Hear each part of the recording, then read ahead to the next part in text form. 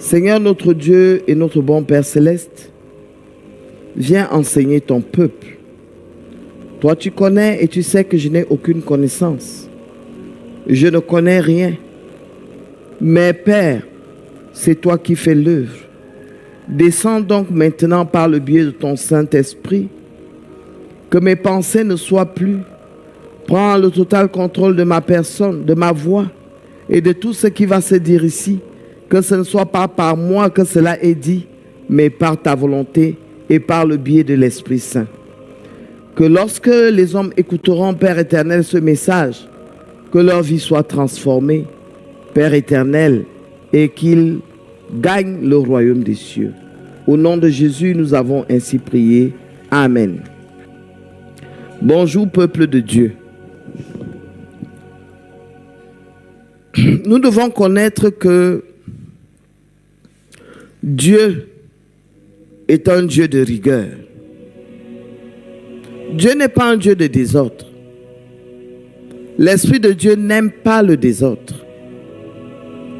Et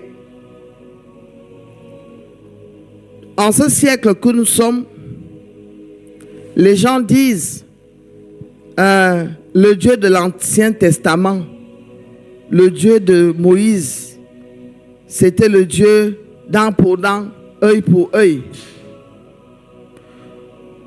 Moi, je tiens à dire aux hommes, par la voix de l'Esprit Saint, que Dieu n'a jamais changé. Dieu est resté le même. Il n'y a que Jésus-Christ qui a apporté un commandement nouveau. L'amour. Aime ton prochain comme toi-même. Parce que dans ce commandement d'amour de Jésus-Christ, ça résume tous les commandements.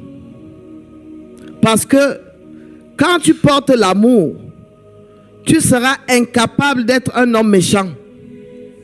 Quand tu portes l'amour, tu seras incapable de faire ce qui va faire mal à autrui. Le commandement de l'amour régit tous les commandements de la Bible. Quand tu vas regarder dans les 10 commandements, si tu places l'amour au centre de tous ces commandements, tu vas te rendre compte que un homme qui a l'amour porte Dieu. Parce que Dieu est amour. Et c'est à cause de l'amour de Dieu que nous vivons sous le temps de la grâce. Ce n'est pas parce que nous le méritons, mais c'est à cause de l'amour. Dieu nous fait grâce. Donc ça veut dire que si nous-mêmes nous portons l'amour, nous allons aussi faire grâce, savoir pardonner, vivre comme des hommes saints. L'amour même t'empêche de pécher. Parce que quand tu vas aller, par exemple, dire, si tu es voleur, mais à partir du moment où tu portes l'amour dans le cœur, aucun homme qui porte l'amour ne peut prendre ce qui appartient à autrui. Il va s'abstenir par amour, il va dire non, je ne peux pas voler à quelqu'un. Parce que je sais, ça va lui faire mal. Aucun homme qui porte l'amour ne peut insulter quelqu'un parce qu'il sait l'effet que les injures font dans l'âme. Ça fait, c'est des douleurs.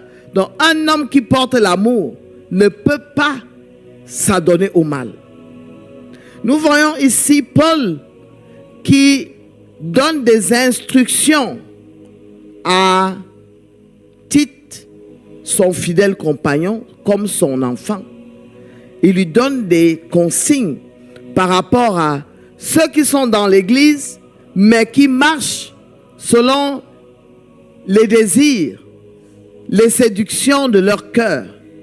Et au milieu de ceux qui détournent la parole de Dieu.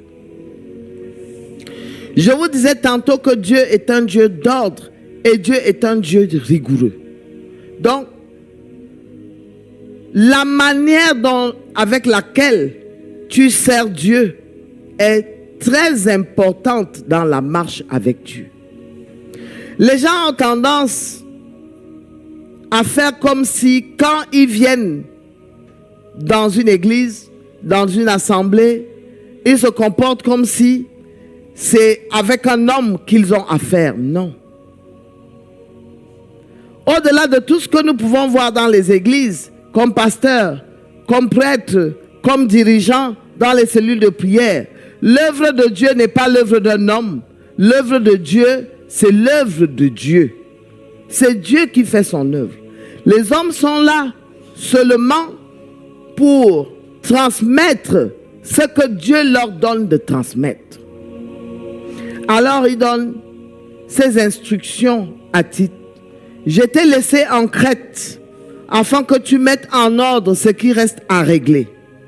Et que selon mes instructions, tu établisses des anciens dans chaque ville. Si s'y trouvent quelques hommes irréprochables,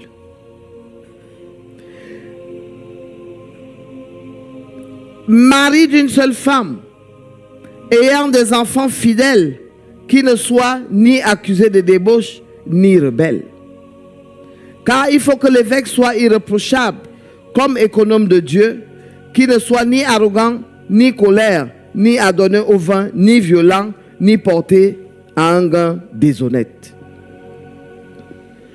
Ça veut dire que quand tu intègres une communauté, Dieu observe.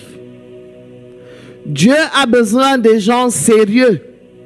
Dieu a besoin des gens irréprochables pour être à la tête d'une œuvre, d'un groupe, pour diriger ou pour coordonner quelque chose qui regarde l'œuvre de Dieu.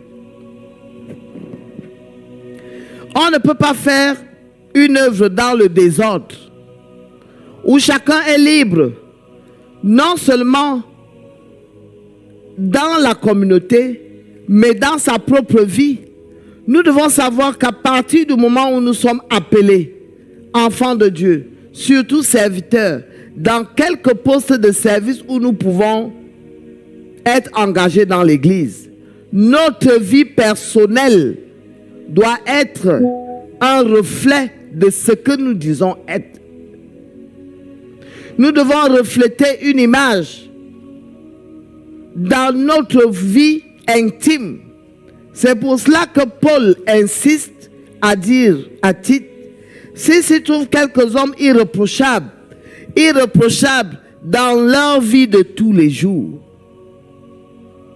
mari d'une seule femme, ayant des enfants fidèles, donc en dehors de ce que toi-même tu dois être irréprochable, on doit aussi regarder tes enfants, parce que le résultat de ce que est tes enfants montre la rigueur que tu as. Et cela peut donner confiance pour faire comprendre aux hommes que tu peux diriger.